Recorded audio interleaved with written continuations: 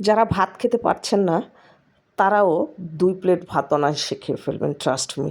সুপ্রিয় দর্শক, দূরের এবং কাছের দেশ এবং বিদেশে যে যেখান থেকে আমার এই ভিডিওটা দেখছেন, সবাইকে আসসালামু আলাইকুম। আশা করি সবাই ভালো আছেন। আজ আমি আপনাদেরকে রান্না করে দেখাবো খুবই লোভনীয় এবং সুস্বাদু হাতে মাখা সিম, টমেটো আর পেঁয়াজের চচ্চড়ি। এটা খেতে এতটা পরিমাণ টেস্ট, যাদের মুখে রুচি নাই বা কোনো কিছুই খেতে ভাল লাগছে না, তারা আমার এই সেম রেসিপিটা হুবহু ফলো করে একদিন রান্না করে দেখতে পারেন। সামান্য মশলা দিয়ে এই রান্নাটা কী পরিমাণ টেস্ট!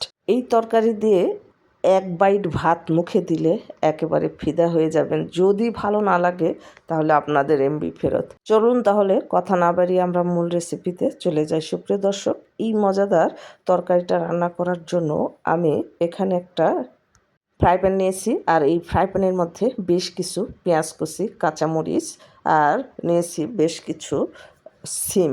আপনারা চাইলে অন্য যে কোনো সবজি দিয়ে করতে পারেন। আর এর মধ্যে দিয়ে দিচ্ছি সামান্য একটু আদা বাটা, স্বাদমতো লবণ, হলুদের গুঁড়া, সেই সাথে অ্যাড করে দিচ্ছি হাফ চামচের কম ধনিয়া গুঁড়া, জিরা গুঁড়া আর আরও কিছুটা পেঁয়াজ। এই রান্নাটা পেঁয়াজের পরিমাণটা বেশি দিতে হয়। আর দিচ্ছি সরিষার তেল।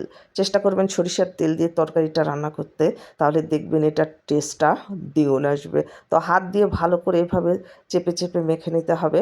যখন দেখবেন মাখাতে মাখাতে সুন্দর একটা ফ্লেভার চলে আসছে, তখন বুঝবেন যে আপনার তরকারিটা মাখানো হয়ে গেছে। তো আমার তরকারিগুলো মাখানো হয়ে গেছে।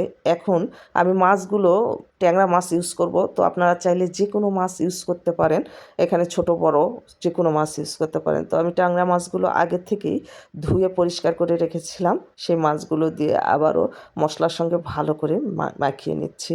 আর এখন সবজিগুলো সেদ্ধ হওয়ার জন্য পানি অ্যাড করে দিচ্ছি। যেহেতু সিমের তরকারি, তাই পানির পরিমাণটা একটু বাড়িয়ে দিতে হবে, তাছাড়াও কিন্তু সিমগুলো সেদ্ধ হবে না। তো আমি পরিমাণ মতো পানি অ্যাড করে দিয়েছি।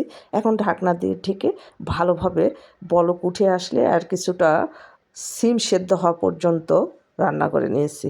এখন এই পর্যায়ে আপনারা চাইলে টমেটো অ্যাড করতে পারেন। যদি টমেটো না থাকে তাহলে দেওয়ার দরকার নেই, তবে টমেটো দিলে এই তরকারির টেস্টটা কিন্তু আরও বেড়ে দ্বিগুণ হয়ে যাবে। তো ঢাকনা দিয়ে ঢেকে আমি ঝোলটা কিছুটা টেনে আসা পর্যন্ত রান্না করে নিয়েছি। এখন লবণটা কিন্তু অবশ্যই চেক করতে হবে। আর এই যে রান্নার সময় কিন্তু আপনারা নাড়াচাড়া করবেন না, তাহলে যে মাছ ইউজ করা আছে সেই মাছগুলো কিন্তু ভেঙে কাটা কাটা হয়ে যাবে। তো লবণটা টেস্ট করার পরে আমি ঢাকনা দিয়ে ঢেকে আরও কিছুক্ষণ ঝোলটা টেনে আসা পর্যন্ত রান্না করে নিয়েছি। এখন এই পর্যায়ে আমি একটু উল্টে দেওয়ার চেষ্টা করছিলাম, কিন্তু যেহেতু পানিটা আছে তাই উল্টানো যাচ্ছে না।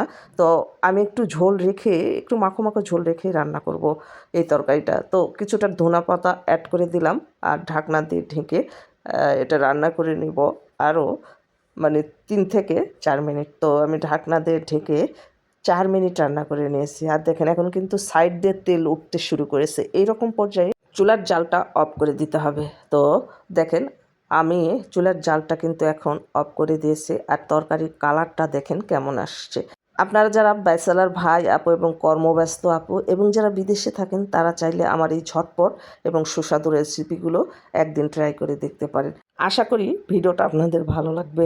আর এইরকম মজার মজার নিত্য নতুন রেসিপিগুলো পেতে চাইলে আমার চ্যানেল সাবস্ক্রাইব করে পাশে থাকা বেল আইকনটা ক্লিক করে রাখবেন, যেন নতুন কোনো ভিডিও ছাড়ার সঙ্গে সঙ্গে নোটিফিকেশান সবার আগে আপনার কাছে পৌঁছে যায়। আর যারা ফেসবুক থেকে দেখবেন, প্লিজ লাইক, কমেন্ট, শেয়ার করবেন, পেজটাকে ফলো দিবেন। ভালো থাকবেন সবাই। দেখা হবে পরবর্তী ভিডিওতে।